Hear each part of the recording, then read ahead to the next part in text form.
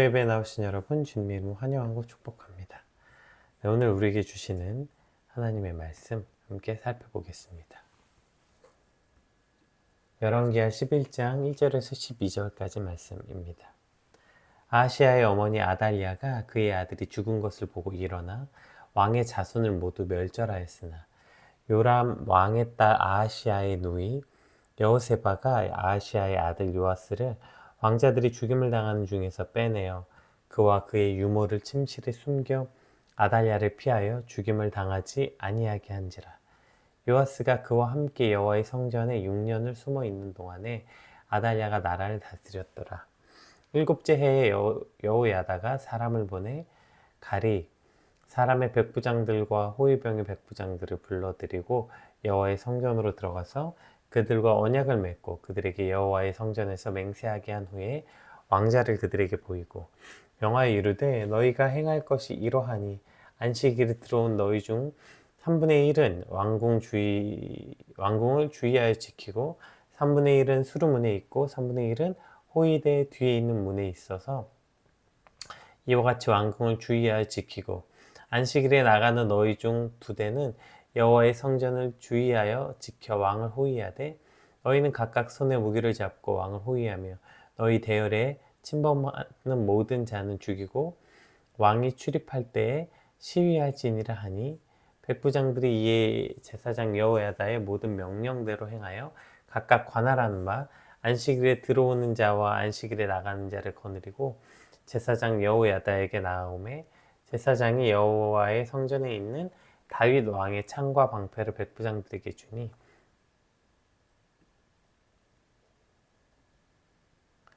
호위병이 각각 손에 무기를 잡고 왕을 호위하되 성전 오른쪽에서부터 왼쪽까지 제단과 성전 곁에 서고 여호야다가 왕자를 인도하여내어 왕관을 씌우고 율법책을 주어 기름을 부어 왕으로 삼음에 무리가 박수하며 왕의 만세를 부르니라. 아멘. 이제 북이스라엘의 그 예후의 반란이 성공적으로 이제 잘 끝나고 오늘 본문은 이제 다시 카메라 앵글을 남유다 쪽으로 가져옵니다. 예후가 이제 북이스라엘의 반란을 일으켰을 때 이제 그때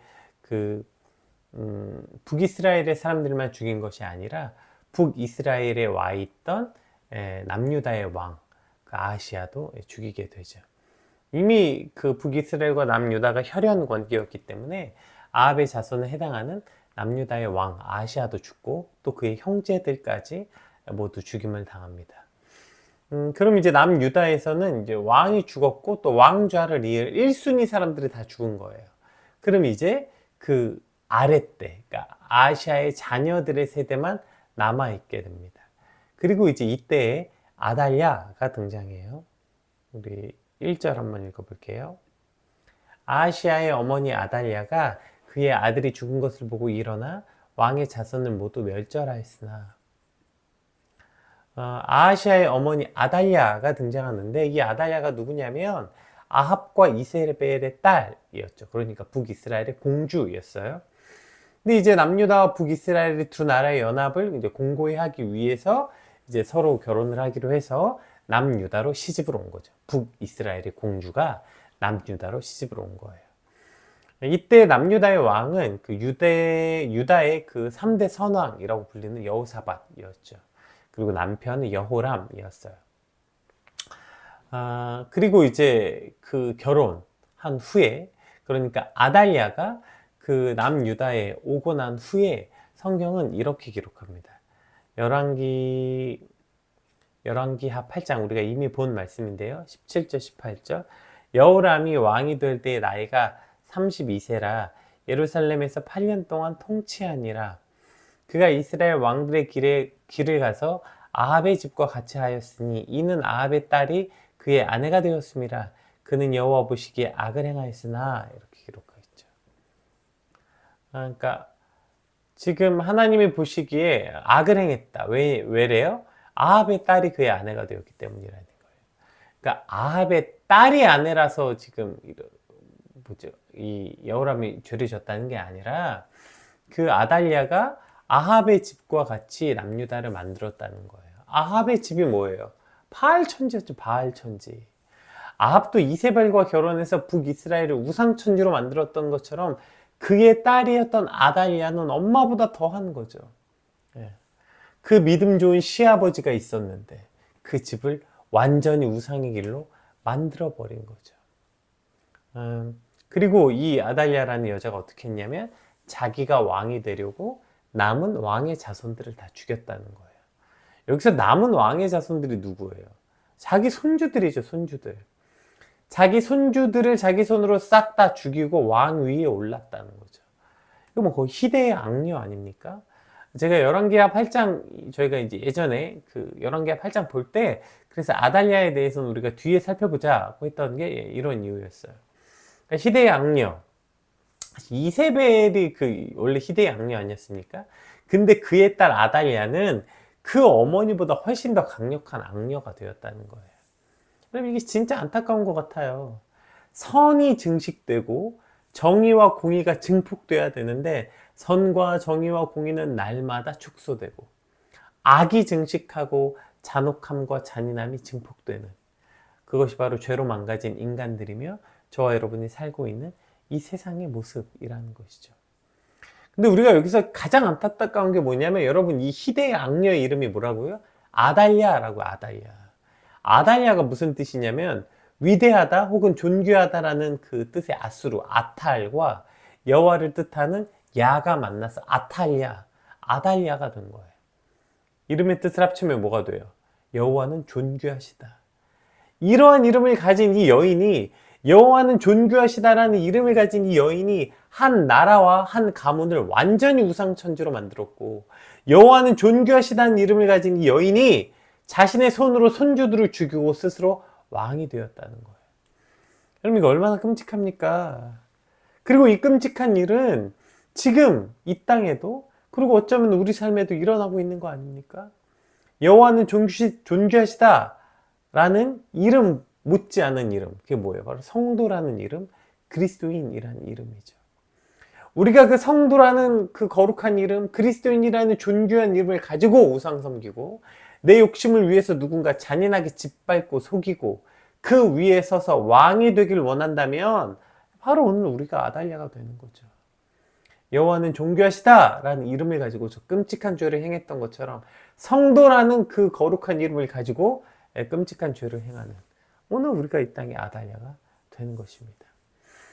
아달랴가 자신의 손주까지 죽이면서 왕이 된 뭐 이후에 여러 가설들이 있어요. 뭐 복수를 위해서다 뭐 여러 개가 있는데 사실 그 뭐 여러 그 가설 중에서 핵심은 뭐냐면 욕심과 탐욕이 욕심과 탐욕.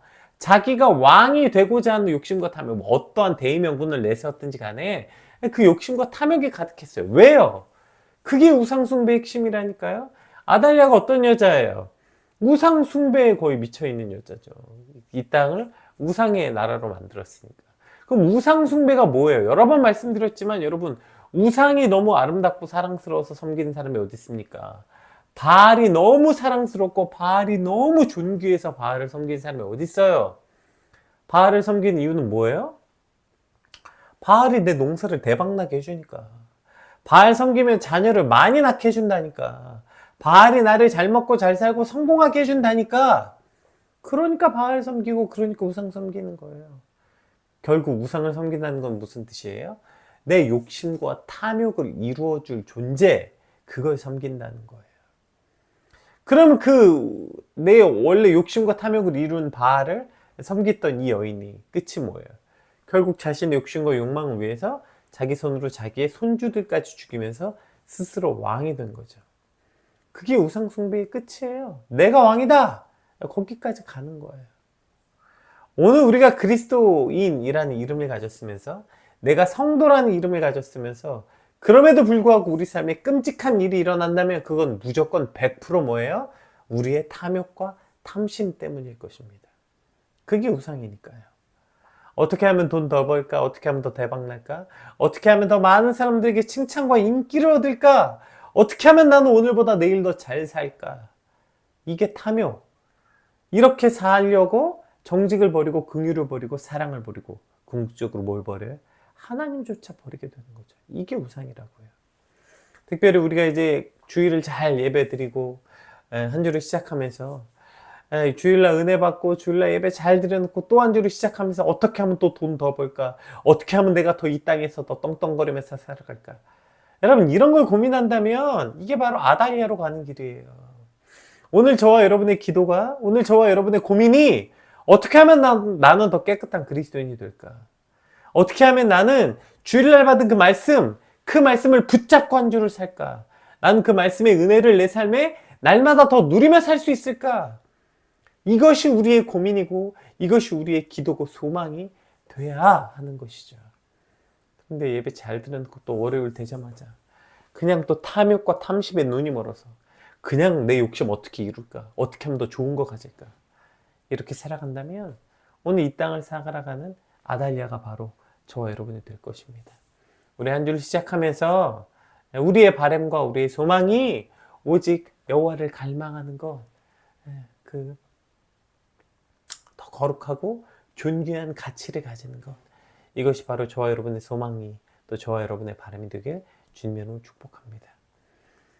우리 2절 말씀 한번 같이 볼게요. 요람 왕의 딸 아시아의 누이 여호세바가 아시아의 아들 요아스를 왕자들의 죽임을 당하는 중에 빼내어 그와 그의 유모를 침실에 숨겨 아달리아를 피하여 죽임을 당하지 아니하게 한지라. 자, 이제 또 다른 인물이 등장합니다. 이 인물이 누구냐면 여호세바예요. 여호세바. 자, 지금 2절 3절에서 뭘 말하고 있냐면 이제 혹독하고 절망스러운 상황이었잖아요. 이제 모든 손자들을 다 죽이는 상황에서도 하나님께서는 요아스라는 한 사람을 빼내시고 그를 숨겨서 살게 해주셨다는 거예요. 그러니까 누구를 통해서 여호세바가 누구예요? 여호람의 딸 아시아의 누이. 그게 누구예요? 아달리아의 딸. 그래서 이제 이 여호세바가 아달리아의 친딸은 아니고 여호람의 다른 부인의 딸이라고 추정하기도 하는데요. 그에 대한 기록은 없으니까 그게 친딸이든 수양딸이든 뭐든 간에 딸이잖아요. 아달리아의 딸이었다고요. 공주였다고요. 그러니까 자신의 딸이 지금 요아스를 빼내서 숨겨주었다는 거예요. 여러분 이거 무슨 장면 기억 안 나십니까? 이거 저희가 주일 예배 때도 살펴봤는데 모세와 같죠. 모세. 바로가 이제 남자아이들 이제부터 태어나는 이스라엘의 유대 히브리인의 남자아이들 다 죽여라 그랬는데 어떻게 했어요? 하나님이 바로의 딸을 통해서 모세를 건지셨죠. 지금 이 혹독한 시절이지만 다 죽임을 당할 수밖에 없는 절망적인 상황이지만 그러나 바로 그때에 하나님은 전혀 상상할 수 없는 상상할 수 없는 방법으로 바로 우리를 건지신다는 것입니다. 아달리아가 그냥 막 어떻게든 그 손주들 다 죽이려고 길을 쓰고 별짓 다 할 때 그때에 하나님도 일하신다는 사실이에요. 여러분 이것이 우리에게 얼마나 큰 위로와 힘이 됩니까?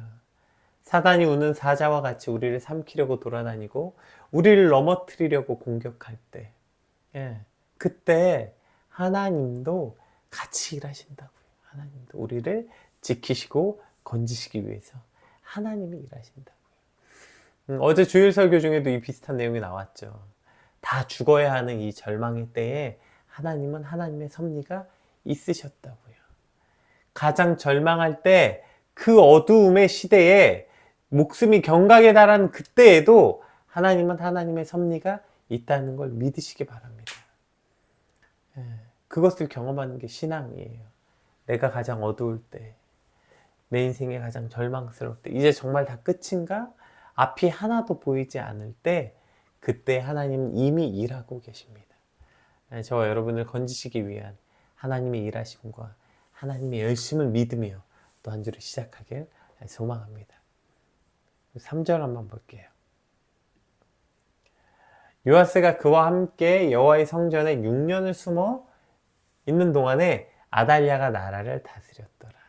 자, 그렇게 이제 이 어린 요아스를 성전에서 6년 동안 이제 잘 키웁니다. 근데 이제 요아스가 그와 함께 여호와의 성전에 6년을 숨어 있다 이렇게 돼 있죠. 물론 이 성전이라는 게 상징적 의미이지만 오늘 이걸 굳이 이렇게 언급한 것은 바로 우리가 피할 곳이 바로 여호와 앞이라는 거예요. 여호와. 어디로 우리가 피하겠어요? 어디로? 우리가 어디로 피하면 안전하겠습니까? 오직 우리가 피해야 될 곳 여호와 앞이라고요. 그래서 오늘 요아스가 성전에서 숨어 있어요. 성전에서. 이것이 우리가 피할 곳이 어디여야 하는지를 말씀해 주고 있는 것입니다. 여러분, 기껏 우리가 그 피해서 가는 데가 어디예요? 늘 사람 앞 아니에요, 사람 앞. 이 사람 붙잡고 하소연하고 저 사람 붙잡고 얘기하고 이 사람 붙잡고 또 얘기하고 또 저 사람 붙잡고 얘기하고. 여러분, 피해서 우리가 기껏 가는 데가 사람 앞이거나 또 기껏 피해서 가는 데가 뭐 여행? 뭐 피해서 가는 데가 죄악의 자리? 여러분, 뭐 이런 데로 맨날 나아가는 거예요. 거기에 안전함이 있겠습니까? 거기에 참 쉼과 평안이 있겠어요? 그런데 맨날 나가느라고 결국 하나님 앞에 안 나가요. 여러분, 우리 인생의 위기와 위협 앞에 우리가 어디로 나아갈 수 있습니까? 우리가 나아가야 할 자리 오직 여호와 앞이에요. 하나님 앞이에요. 성전이에요. 하나님이 계신 곳, 거기가 오늘 우리가 나아가야 될 길. 우리 인생의 가장 절망적인 때에, 어두운 때에, 그 환난과 그 어려울 때, 그때 당연히 여 앞에 나가는 게 당연한 거 아니야? 놀랍게 여러분, 여러 번 우리가 경험하지 않아요? 지금 누가 봐도 하나님께 나아가야 될 때 안 나간다니까요. 누가 봐도 기도해야 될 때 기도 안 한다니까요. 그냥 기도 안 하다 죽는 거예요. 그냥 늘 그 환난 가운데 있다 죽는 거예요. 우리가 환난 때라도 하나님께 나아갈 수 있다는 건 여러분 매우 큰 축복입니다. 환난 때 누구나 다 하나님께 나가죠. 아니요. 여러분, 고통당한다고 다 하나님께 나아가지 않아요. 오늘 이 어려운 때에, 이 엄한 때를 살아가면서 우리가 피할 곳 오직 여호와 앞이라는 걸 깨달으셨다면 오늘 그 하나님 앞에 엎드려 간구하고 그 여호와 앞으로 피하는 저와 여러분의 삶이 되길 주님으로 축복합니다. 그보다 안전한 곳은 없고요, 그보다 평안한 곳은 없습니다. 오늘 한 주를 시작하면서 내가 어디로 피하리까? 오직 여호와의 산, 바로 여호와 앞으로 한 주를 피하는 삶, 우리가 그런 삶을 살길 소망합니다. 우리 4절에서 12절까지 말씀 한번 읽어볼게요. 일곱째 해에 여호야다가 사람을 보내 가리 사람의 백부장들과 호위병의 백부장들을 불러 데리고 여호와의 성전으로 들어가서 그들과 언약을 맺고 그들에게 여호와의 성전에서 맹세하게 한 후에 왕자를 그들에게 보이고 명령하여 이르되 너희가 행할 것이 이러하니 안식일에 들어온 너희 중 3분의 1은 왕궁을 주의하여 지키고 3분의 1은 수루문에 있고 3분의 1은 호위대 뒤에 있는 문에 있어서 이와 같이 왕궁을 주의하여 지키고 안식일에 나가는 너희 중 2대는 여호와의 성전을 주의하여 지켜 왕을 호위하되 너희는 각각 손에 무기를 잡고 왕을 호위하여 너희 대열에 침범하는 모든 자는 죽이고 왕이 침범할 때에 시할지니라 하니 백부장들이 이에 제사장 여호야다의 모든 명령대로 행하여 각기 관할하는 바 안식일에 들어오는 자와 안식일에 나가는 자를 거느리고 제사장 여호야다에게 나아오매 제사장 여호야다의 성전에 있는 다윗 왕의 창과 방패를 백부장들에게 주니 호위병이 각각 손에 무기를 잡고 왕을 호위하되 성전 오른쪽에서부터 왼쪽까지 제단과 성전 곁에 서고 여호야다가 왕자를 인도하여 내어 왕관을 씌우고 율법책을 주고 기름을 부어 왕으로 삼음에 무리가 박수하며 왕의 만세를 부르니라. 아멘. 이제 또 한 사람이 등장해요. 누구예요? 여호야다가 등장해요. 여호야다. 이 여호야다가 이제 사람을 보내었어요. 7년이 지나고 나서 이제 요아스가 이제 어느 정도 나이가 됐고 이제 그가 다시 왕권을 되찾을 수 있겠다 싶을 때에 이제 그가 성전에 사람을 모으고 이제 다시 요아스를 왕 위에 올리게 됩니다. 이제 그렇게 이제 됐는데요. 그럼 여호 야단은 누구였냐? 이제 이 요아스를 피신시킨 여호 야단은 맨 처음에 우리가 조금 전에 살펴보았던 여호세바, 그러니까 아달랴의 딸 여호세바의 남편이면서 남유다의 제사장이었어요. 그러니까 이제 남유다의 7대 왕이었던 이세벨의 딸 아달랴를 몰아내고 다윗의 계통의 합법적인 왕 요아스를 왕 위에 오르게 했죠. 그리고 이제 요아스가 왕 위에 오른 다음에 직후에 바알 당을 다 허물고요. 바알 제사장을 죽임으로써 강력한 종교 개혁을 또 주도했던 사람이었습니다. 그리고 또 이제 요아스의 명령에 따라 여호와의 전을 수리하는 데 필요한 은을 모으기도 했고요. 그래서 이제 궤를 만들어서 여호와의 전 문 어귀 우편에 놓고 백성들로 하여금 은을 이제 바치게 해서 또 여호와의 전을 또 수리했다. 여호야다는 130세에 죽었거든요. 근데 그가 이제 하나님을 섬기고 국가를 섬기는 공로가 커서 여호야다는 왕도 아니었는데 다윗 성 열왕의 묘실에 장사되는 영광을 누렸어요. 이게 이제 여호야다. 이제 앞으로 사실 이제 이 여호야다를 계속 살펴보게 될 텐데요. 어쨌든 이 여호야다의 주단으로 다시 왕이 이제 찬탈전이 벌어졌는데, 근데 오늘 본문에 보면 뭘 굉장히 구체적으로 묘사하고 있냐면, 그러니까 이 병력을 매우 세분화합니다. 그래서 이제 이때 병력을 어떻게 움직여야 되는지, 그래서 호위대와 정찰대를 나눠서 여기는 뭐 왕궁을 주의하여 지켜보고, 저기는 수루문을 보고, 또 3분의 1은 호위대 뒤에 있는 문을 지켜서 어쨌든 왕궁을 이제 지켜보라. 이제 그렇게 해서 각각 병력을 이제 배치하고요. 또 그리고 또 다른 이제 안식일에 들어오는 병력들에게는 이제 왕을 호위하는 역할들을 맡겼다는 거예요. 그래서 이제 각각의 위치와 각각의 자리에서 어떻게 했냐? 9절 볼까요?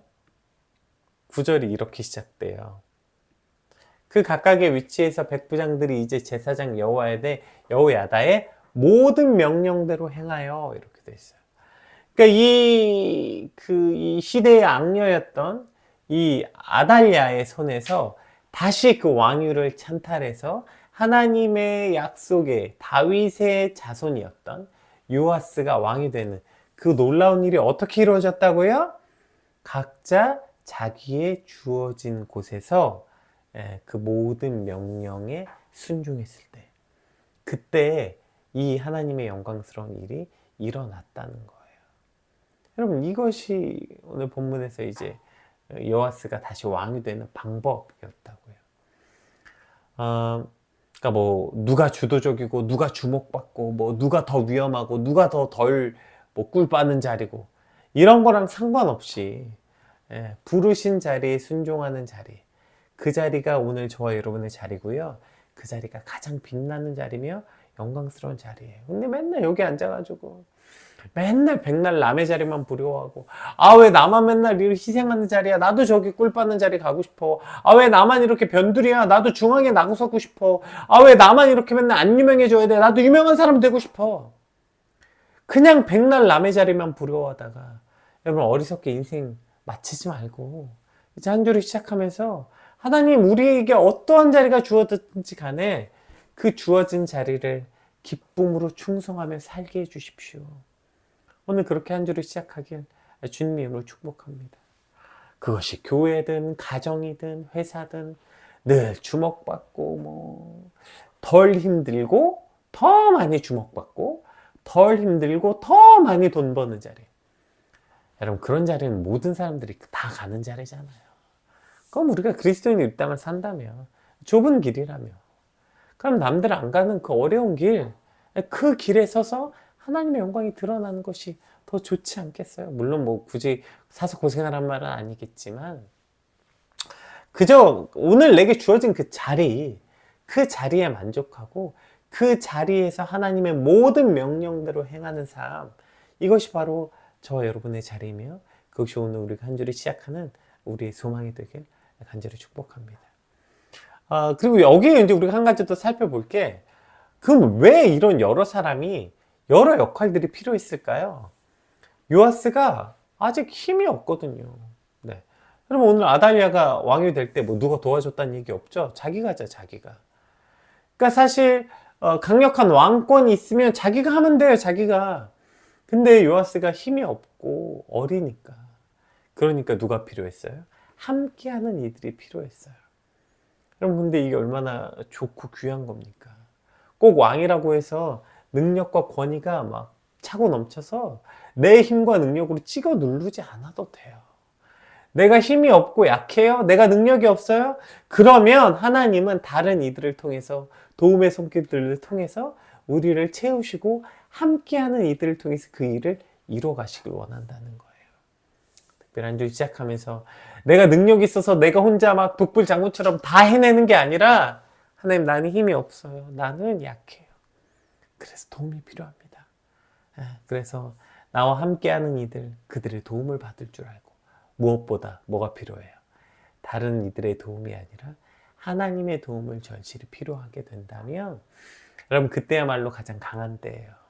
요아스가 어리다고요? 요아스가 힘이 없다고요? 그래서 하나님이 필요하고, 그래서 귀한 동역자들이 그도 함께 할 때, 그때가 요아스가 가장 강력할 때, 그때가 바로 요아스가 가장 아름다운 때인 것입니다. 내가 힘이 없고 약해서 하나님 오늘 저와 여러분에게 귀한 동역자들을 보내주셨어요. 그럼 충분하죠. 내가 왜 꼭 다 해야 됩니까? 그리고 우리가 약하고 힘이 없어서 하나님의 도우심을 절실히 필요하다면 그때가 우리에게 가장 강한 때입니다. 하나님, 능력 달라고 기도하는 게 아니라 나는 힘이 없어서 약해서 하나님이 필요합니다. 나는 힘이 없고 약해서 다른 이들이 필요합니다. 오늘 우리의 기도가 이렇게 변화되는 한 주가 되시길 주님으로 축복합니다. 오늘 이제 아달랴가 왕이 되고 또 요아스가 다시 왕이 되는 과정들을 함께 살펴봤는데요. 특별히 그 중에서 이 존귀한 이름을 가졌지만, 그러나 그 존귀한 이름으로 끔찍한 죄를 지었던 아달랴의 길이 아니라, 연약하고 힘이 없지만 그러나 하나님의 길로 나아갔던, 또 그를 도와줬던 많은 이들, 주님, 우리 한 주의 삶이 그런 삶이 되게 해달라고 우리 받은 말씀 놓고 함께 기도하겠습니다. 기도합시다.